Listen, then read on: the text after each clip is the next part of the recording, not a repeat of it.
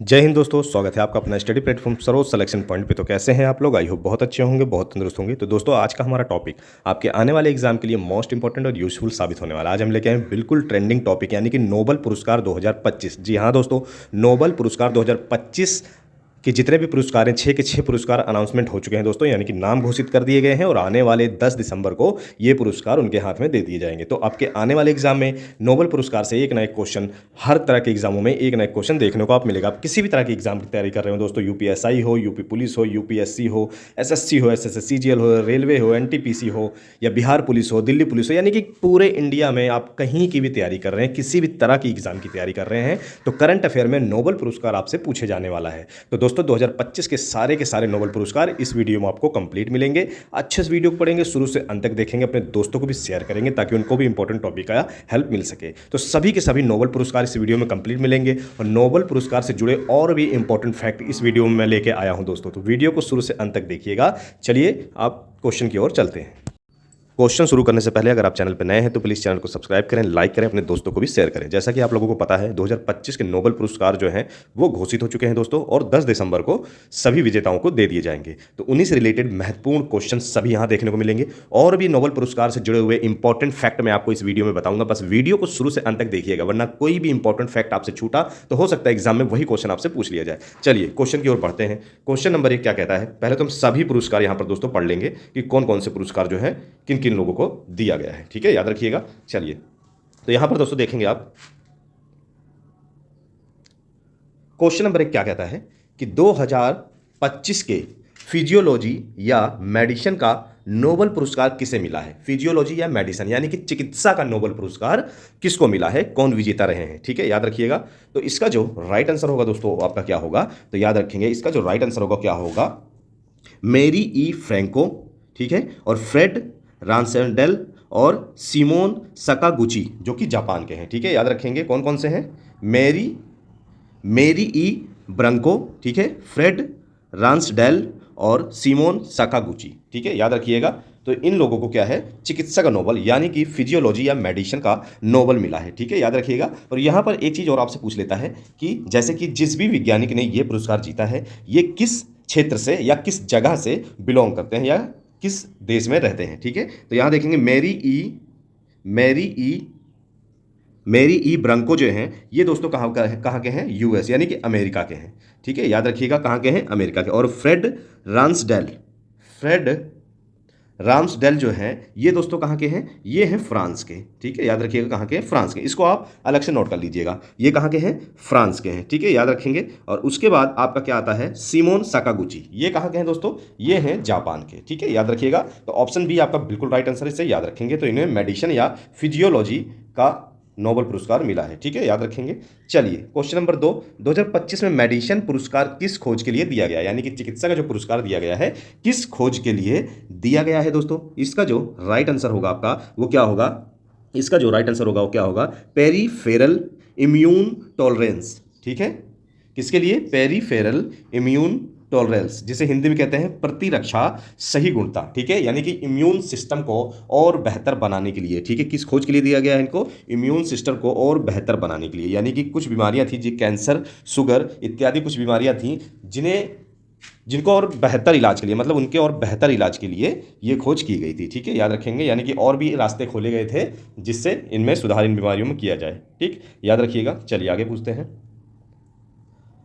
अगला क्वेश्चन आपसे कहता है 2025 के भौतिकी यानी कि फिजिक्स का नोबेल पुरस्कार किन्हें प्राप्त हुआ है? तो इसका जो राइट आंसर होगा वो क्या होगा, याद रखेंगे, जॉन क्लार्क, मिशेल एच डिओरेट और जॉन एम मार्टिनिस। ठीक है, याद रखिएगा। यानी कि ऑप्शन ए देख रहे होंगे आप, बिल्कुल राइट आंसर है दोस्तों।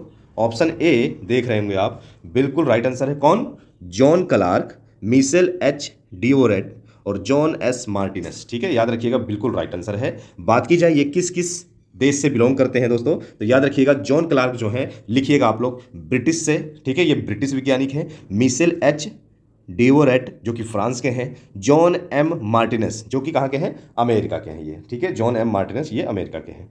चलिए आगे बढ़ते हैं। अगला क्वेश्चन आपसे कहता है इन्हें भौतिकी के क्षेत्र में किस खोज के लिए सम्मानित किया गया। यानी कि ये जो वैज्ञानिक जो भी मैंने नाम आपको बताया, इन्हें भौतिकी के क्षेत्र में, फिजिक्स के क्षेत्र में किस खोज के लिए इनको सम्मानित किया गया है। ठीक है, तो क्वांटम टनलिंग एनर्जी क्वांटाइजेशन, ठीक है, याद रखिएगा, इन एन इलेक्ट्रिक सर्किट के लिए दिया गया है। ठीक है, तो इसका राइट आंसर क्या होगा, याद रखिएगा, quantum tunnelling energy quantization in an electric circuit के लिए इनको क्या दिया गया है, फिजिक्स के क्षेत्र में नोबेल पुरस्कार दिया गया है 2025 का। ठीक है, याद रखिएगा 2025 का, यानी कि करंट में आपसे 100% क्वेश्चन पूछने वाला है। आगे आपके जो भी एग्जाम आने वाले हैं, करंट से रिलेटेड नोबेल पुरस्कार बहुत ही महत्वपूर्ण, जो कि पूरे विश्व का, पूरी दुनिया का सबसे बड़ा पुरस्कार माना जाता है, जो कि नामित हो चुके हैं पुरस्कार। ठीक है, और 10 दिसंबर को दिए जाएंगे। तो दोस्तों बिल्कुल आपसे क्वेश्चन 100% पूछे जाने वाला है। नोबेल पुरस्कार से एक नए क्वेश्चन सभी तरह के एग्जाम में 100% आपसे पूछा जाने वाला है। तो आप लोग अच्छे से इन सभी के सभी नोबेल पुरस्कार को अच्छे से रट लेंगे। और भी बहुत ही महत्वपूर्ण चीज़ें मैं इस वीडियो में बताने वाला हूं नोबेल पुरस्कार के बारे में, जो आपसे एग्जाम में पूछ सकता है। तो इस वीडियो को बहुत ही अच्छे देखिएगा, बहुत ही इंपॉर्टेंट और मास्टर वीडियो है आपके आगामी यानी कि आने वाले एग्जाम के लिए। चलिए अगला क्वेश्चन, 2025 के रसायन विज्ञान, जिसे केमिस्ट्री का नोबेल पुरस्कार कहा जाता है, तो किसको मिला है, इसका राइट आंसर क्या होगा। ठीक है, किसको मिला है, तो याद रखिएगा दोस्तों, सुसुमु कितागावा, ठीक है, और रिचर्ड रॉबसन को मिला है, और उमर यागी। ठीक है, याद रखिएगा, Susumu Kitagawa, Richard Robson, Omar Yaghi को मिला है। ठीक है, याद रखिएगा दोस्तों, सुसुमु कितागावा जो है ये कहाँ के हैं, जापान से हैं, रिचर्ड रॉबसन जो कि ऑस्ट्रेलिया से हैं, उमर यागी जो कि अमेरिका से हैं। इसको आप लोग अलग से लिख सकते हैं, मैं आपको यहाँ पर बता दे रहा हूँ। ठीक है, याद रखिएगा, तो जिनको रसायन विज्ञान यानी कि केमिस्ट्री का नोबेल पुरस्कार मिला है वर्ष 2025 का, ये आपको याद रखना है। ठीक है, याद रखिएगा। चलिए अगला क्वेश्चन दोस्तों क्या कहता है, उन्हें यह पुरस्कार किस उपलब्धि के लिए मिला है। ठीक है, किस उपलब्धि के लिए रसायन विज्ञान का पुरस्कार मिला है, यानी कि रसायन विज्ञान में उन्होंने किस चीज़ की खोज की। ठीक है, इसका राइट आंसर क्या होगा दोस्तों, इसका राइट आंसर क्या होगा, चलिए देख लेते हैं, मेटल ऑर्गेनिक फ्रेमवर्क। ठीक है, ऑप्शन सी देख रहे होंगे आप, मेटल ऑर्गेनिक फ्रेमवर्क के विकास के लिए मिला है। ठीक है, याद रखिएगा, बिल्कुल राइट आंसर है। अगला क्वेश्चन आपसे कहता है, लिटरेचर यानी कि साहित्य में 2025 का नोबेल पुरस्कार किस लेखक को मिला है। दोस्तों मोस्ट इंपॉर्टेंट क्वेश्चन है, वेरी वेरी इंपॉर्टेंट। तो साहित्य में 2025 का नोबेल पुरस्कार जो मिला है दोस्तों, वो किसको मिला है, लास्ट जलो क्रास्ट नाहोर काई। ठीक है, बहुत ही मुश्किल नाम है बोलना ये। ठीक है, याद रखिएगा, तो इसको आप लोग रट लेंगे अच्छे से। ठीक है, लास्ट जलो क्रास्ट नाहोर रकाई, जो कि कहाँ के हैं, हंगरी के हैं। ठीक है, बहुत ही आड़ा टेढ़ा नाम है इनका, जो कि बोलने में बहुत मुश्किल होगा सभी लोगों को, यहाँ तक कि मुझे भी बहुत मुश्किल हो रहा है ये नाम बोलना, लेकिन आप इस चीज़ को रट लेंगे क्योंकि एग्जाम में आपसे पूछा जाएगा, तो इसको याद करना बहुत जरूरी है। ठीक है, याद रखिएगा दोस्तों, जिनको साहित्य के क्षेत्र में मिला है और ये कहाँ से बिलोंग करते हैं ये भी याद रखेंगे, हंगरी। ठीक है, हंगरी, याद रखिएगा आप लोग, हंगरी से बिलोंग करते हैं। ठीक है, याद रखिएगा दोस्तों, हंगरी से बिलोंग करते हैं, इसको अच्छे से याद रख लीजिएगा। हो सकता है आपसे ये पूछ ले ये किस देश से बिलोंग करते हैं। ठीक है, याद रखेंगे। तो 2025 का नोबेल पुरस्कार किसको मिला है, फिर से एक बार याद रखेंगे, लास्ट जलो क्राज नाहोर काई। ठीक है, क्राज नाहोर काई। चलिए आगे बढ़ते हैं। अगला क्वेश्चन क्या कहता है, अगला क्वेश्चन कहता है, लास्ट जलो क्राज्ड नाहोर काई किस देश से हैं। जैसा कि मैंने आपको बताया ये हंगरी से हैं। ठीक है, ये क्वेश्चन में मैंने डाला हुआ है, ये भी आपसे पूछ सकता है। तो हंगरी बिल्कुल राइट आंसर होगा। ठीक है, याद रखेंगे, हंगरी बिल्कुल राइट आंसर होगा। चलिए अगला क्वेश्चन आपसे क्या कहता है, 2025 का नोबेल शांति पुरस्कार, जिसे पीस प्राइज भी कहा जाता है दोस्तों, तो 2025 का नोबेल शांति पुरस्कार किसको मिला है। तो इसका जो राइट आंसर होगा वो क्या होगा, मोस्ट इंपॉर्टेंट क्वेश्चन है। तो इसका जो राइट आंसर है दोस्तों क्या होगा, मारिया कोरिना मचाडो। ठीक है, मारिया कोरिना मचाडो बिल्कुल राइट आंसर है, याद रखेंगे, मारिया कोरिना मचाडो, जो कि किस देश से बिलोंग करती हैं दोस्तों, वेनेजुएला देश से बिलोंग करती हैं। ठीक है, याद रखेंगे दोस्तों। चलिए अगला क्वेश्चन कहता है, मारिया कोरिना मचाडो किस देश से हैं। तो मैंने आपको बताया कहाँ से हैं दोस्तों, वेनेजुएला से हैं। ठीक है, याद रखिएगा, वेनेजुएला से हैं। किसी भी बच्चों को वेनेजुएला की राजधानी पता हो तो वो कमेंट बॉक्स में आंसर दे सकता है। ठीक है, याद रखेंगे, वेनेजुएला जो है दोस्तों वो दक्षिण अमेरिका महाद्वीप का एक देश है। ठीक है, वेनेजुएला जो है वो दक्षिण अमेरिका महाद्वीप का एक देश है। ठीक है, याद रखिएगा दोस्तों। चलिए आगे बढ़ते हैं। चलिए मैं आपको बता देता हूँ वेनेजुएला की राजधानी मैं आप लोगों को बता देता हूँ, तो याद रख लेंगे, काराकास। ठीक, ये वेनेजुएला की राजधानी है। ठीक है, याद रखेंगे दोस्तों। चलिए आगे बढ़ते हैं। अगला क्वेश्चन क्या कहता है, उन्हें शांति पुरस्कार किस कारण से मिला है। ठीक है। किसको? मारिया कोरिना मचाडो को शांति पुरस्कार किस कारण से मिला है? तो याद रखेंगे दोस्तों, इसका जो राइट आंसर होगा आपका क्या होगा? लोकतंत्र एवं मानवाधिकारों के समर्थन हेतु संघर्ष के लिए।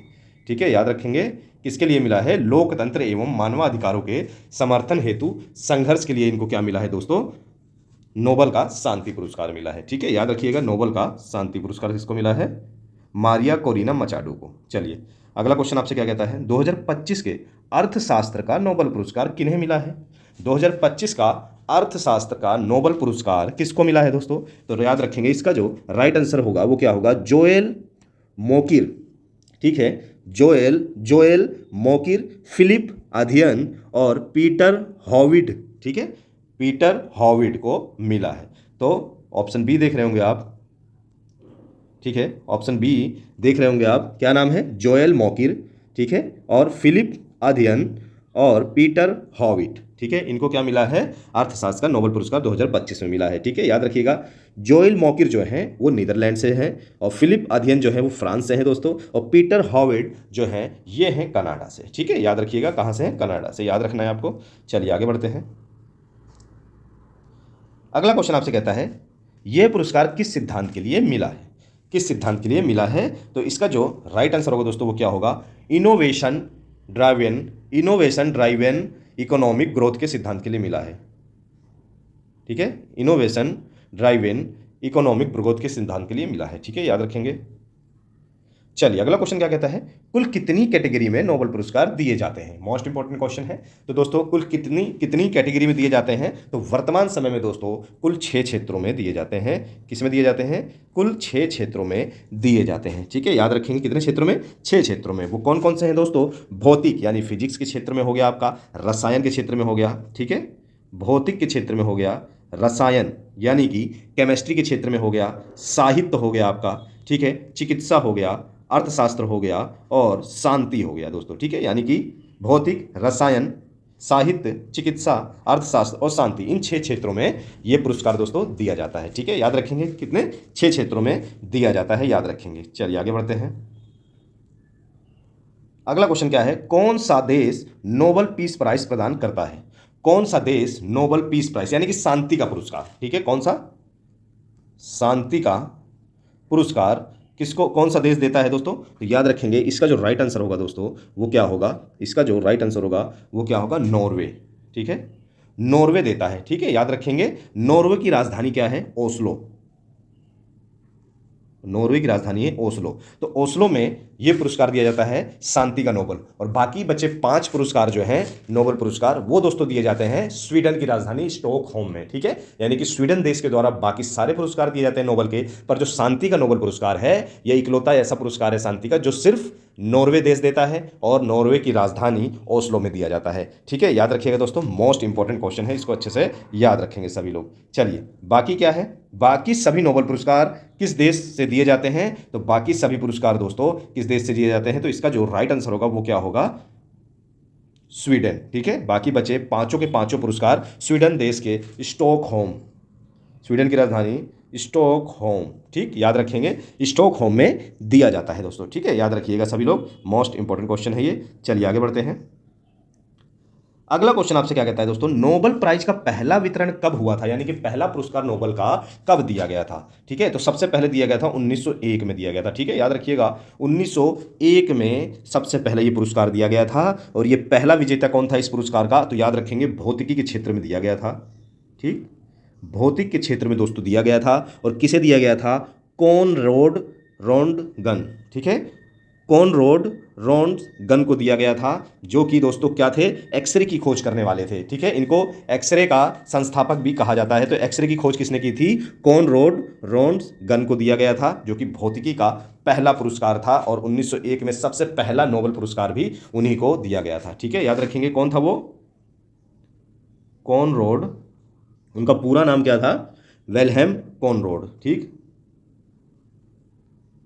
रॉन्टगन, ठीक, जिनको एक्सरे की खोज के लिए भौतिकी में नोबेल पुरस्कार 1901 में सबसे पहले वैज्ञानिक हैं जिनको दिया गया था। ठीक है, याद रखिएगा। और एक चीज़ और दोस्तों, नोबेल पुरस्कार जो है सबसे पहले 5 क्षेत्रों में दिया जाता था। ठीक है, कितने क्षेत्रों में दिया जाता था? 5 क्षेत्रों में दिया जाता था। ठीक है, याद रखिएगा, कितने क्षेत्रों में? 5 क्षेत्रों में दिया जाता था। ठीक, और अब वर्तमान में कितने क्षेत्रों में दिया जाता है? तो अब दिया जाता है दोस्तों कितने क्षेत्रों में?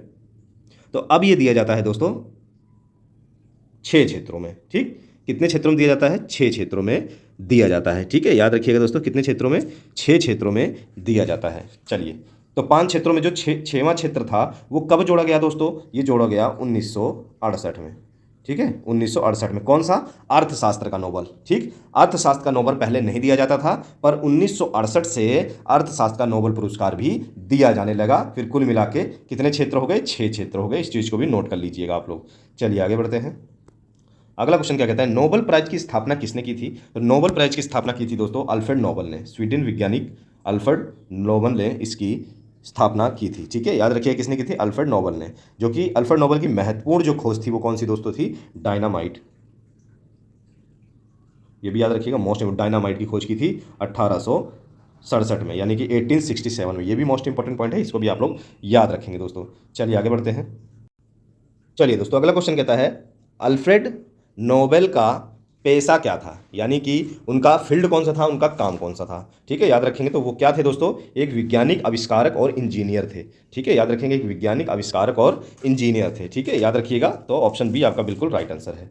चलिए अगला क्वेश्चन आपसे क्या कहता है? नोबेल पुरस्कार हर वर्ष किस तारीख को दिया जाता है? मोस्ट इंपॉर्टेंट पॉइंट है, इसमें बहुत से बच्चे कंफ्यूज होते हैं, तो वो सारी कंफ्यूजन मैं इस वीडियो में दूर करूंगा आपका। चलिए, तो नोबेल पुरस्कार जो है हर 10 दिसंबर को दिया जाता है। ये चीज आप लोग अच्छे से नोट कर लेंगे। ठीक है, पर बच्चे कह रहे होंगे ये अक्टूबर चल रहा है, अक्टूबर में ही विजेताओं के नाम घोषित कर दिए गए। तो दोस्तों अक्टूबर के फर्स्ट या सेकंड वीक में जो है वो सभी नोबेल पुरस्कार विजेताओं के नाम घोषित कर दिए जाते हैं, पर उनके हाथ में जो ये प्राइज है वो कब दिया जाता है? वो दिया जाता है 10 दिसंबर को। ठीक है, यानी कि आने वाली जो 10 दिसंबर है ये जो प्राइज है उनके हाथ में तभी मिलेगा। अभी सिर्फ क्या है, उनको सिर्फ नाम दिया गया है, पर सर्टिफिकेट उनके हाथ में नहीं दिया गया है। ठीक है, तो वो कब किया जाएगा? 10 दिसंबर को उनके हाथ में वो मेडल, वो सर्टिफिकेट दिया जाएगा नोबेल पुरस्कार का। ठीक है, तो 10 दिसंबर को हमेशा दिया जाता है, और अक्टूबर की फर्स्ट वीक और सेकेंड वीक में सारे नाम नामित कर दिए जाते हैं विजेताओं के। ठीक है, याद रखिएगा दोस्तों। चलिए आगे बढ़ते हैं। यानी कि 10 दिसंबर को क्या था? 10 दिसंबर को होता है अल्फ्रेड नोबेल, जिनके नाम पर यह नोबेल पुरस्कार रखा गया है, तो उनकी पुण्यतिथि यानी कि उनकी मृत्यु जब हुई थी उसकी डेट है। ठीक है, याद रखिएगा।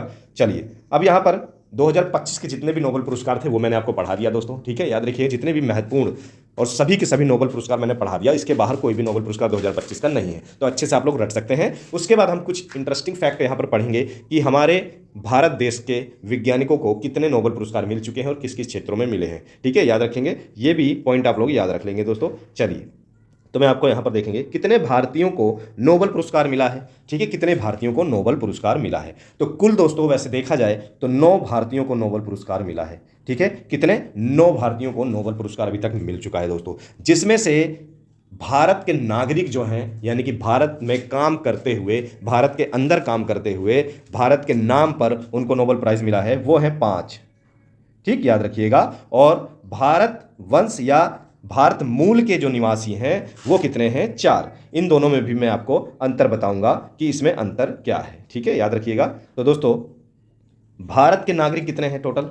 ठीक है, तो भारत के जो नागरिक हैं टोटल वो हैं रविंद्रनाथ टैगोर, जिनको भारत में सबसे पहला पुरस्कार साहित्य के क्षेत्र में मिला। ठीक है, याद रखिएगा, रविंद्रनाथ टैगोर को साहित्य के क्षेत्र में भारत के पहले नागरिक हैं जिन्होंने नोबेल पुरस्कार जीता था। ठीक है, याद रखेंगे दोस्तों। उसके बाद सीवी रमन आते हैं, मदर टेरेसा आती हैं, और अमर्त्य सेन आते हैं। ठीक है, और कैलाश सत्यार्थी आते हैं। ठीक है, याद रखिएगा दोस्तों। तो यहाँ पर दोस्तों ये जो थे पांचों के पांचों, ये भारत में रहते हुए, भारत में काम करते हुए, यानी कि भारत के नाम पर इनको नोबेल पुरस्कार मिला है। ठीक है, याद रखेंगे। बाकी ये 4 देख रहे होंगे आप। ठीक है, हरगोविंद खुराना, सुब्रमण्यम चंद्रशेखर, वेंकट रामन रामकृष्ण और अभिजीत बनर्जी। ठीक है, 2019 में लास्ट में अभिजीत बनर्जी को मिला है। पर इन चारों का क्या है कि भारत मूल के हैं। ठीक है, भारत मूल के हैं, पर इनको जो प्राइज मिला है वो दूसरे देशों में रहते हुए काम करने के लिए मिला, यानी कि इन्होंने दूसरे देशों की भी नागरिकता ले ली। ठीक है, और इनको उन देशों के नाम से इनको नोबेल प्राइज मिला है, ना कि भारत में रहते हुए, भारत में काम करते हुए इनको नोबेल प्राइज मिला है। लेकिन भारत के नागरिक हैं ये भी, क्योंकि भारत की नागरिकता इनके पास भी है। ठीक, याद रखिएगा। तो ये भारत के नागरिकों में जोड़े जाएंगे, पर इनको काम दूसरे देशों के काम के लिए इनको ये पुरस्कार मिला है। ठीक है, और बाकी 5 जो है ये इनको भारत में रहते हुए भारत के लिए काम करते हुए नोबेल पुरस्कार मिला है। पर आप लोगों को ये 9 नाम याद रखने हैं। ये 9 नाम कौन कौन से हैं ये मैंने आप लोगों को यहाँ पर बता दिया दोस्तों। ठीक है, याद रखिएगा। तो सारे कन्फ्यूजन आपके आई होप दूर हो गए होंगे। अच्छे से आप लोग इन चीज़ों को पढ़िएगा, क्योंकि आपसे 100% क्वेश्चन पूछा जा सकता है। यहाँ पर बहुत से बच्चे कन्फ्यूज होंगे कि मदर टेरेसा, ठीक है, मदर टेरेसा भारत की नहीं थी। ठीक, याद रखिएगा दोस्तों। तो मदर टेरेसा दोस्तों जो है इन्होंने क्या किया, भारत की नागरिकता ले ली थी। ठीक, याद रखिएगा, ये भारत की नागरिकता इन्होंने ले ली थी। ठीक है, तो भारत में ही रहने लगी थी और भारत की नागरिकता लेने के बाद भारत में ही काम करते हुए इनको भारत के लोगों के लिए काम करने के लिए इनको नोबेल पुरस्कार मिला। ठीक है, याद रखिएगा। तो ये कन्फ्यूजन भी आपकी दूर होगी। ये 9 मैंने नाम बताए, और भी 2-3 नाम बहुत सी बुकों में, बहुत सी जगह पर आप गूगल भी सर्च करेंगे, बहुत सी जगह पर आपको अलग अलग नाम देखने को मिलेंगे, उसमें भी बच्चे कन्फ्यूज होंगे। तो मैं आपको बताना चाहता हूँ कि और भी कई नाम हैं। ठीक है, जैसे वीएस नॉयपॉल, ठीक, जो कि वो वेस्ट इंडीज या टोबैगो के रहने वाले थे। ठीक, तो याद रखिएगा कि कुछ 2-3 वैज्ञानिक ऐसे हैं जिनके नाम जोड़े जाते हैं, पर क्या हुआ, उनका जन्म भारत में हुआ। ठीक है, यानी कि वो पैदा हुए, पैदा होने के बाद वो फिर विदेश चले गए। ठीक है, या हो सकता है वो किसी कारण से घूमने इंडिया आए हों, वहाँ जो है उनका जन्म हुआ हो और जन्म के बाद वो फिर वापस चले गए, तो इसलिए उनका भी नाम यहाँ पर जोड़ दिया जाता है। पर ना उन्होंने यहाँ पर पढ़ाई की, ना यहाँ पर रहे हैं, ठीक है, और ना यहाँ पर उन्होंने कोई काम किया है, कोई कार्य किया है, इसलिए उनको नहीं जोड़ा जा सकता है। ठीक है, याद रखिएगा। तो सिर्फ ये 9 लोग हैं, आपको इतना याद रखना है दोस्तों। ठीक, ऐसे ही हमारे से जुड़े रहें, प्यार दिखाते रहें, पढ़ने में मजा आया हो तो लाइक जरूर करिएगा। और भी नोबेल पुरस्कार के बारे में आपको और भी कुछ जानकारी चाहिए होगी तो कमेंट बॉक्स में आप बता सकते हैं, उसके बारे में भी मैं आपको पढ़ा दूंगा। ठीक है, याद रखिएगा। और भी इंपॉर्टेंट टॉपिक के साथ फिर मिलेंगे अगली वीडियो में। ऐसे जुड़े रहिए, प्यार दिखाते रहिए। फिर मिलेंगे नेक्स्ट वीडियो में और इंपॉर्टेंट टॉपिक के साथ। तब तक जय हिंद।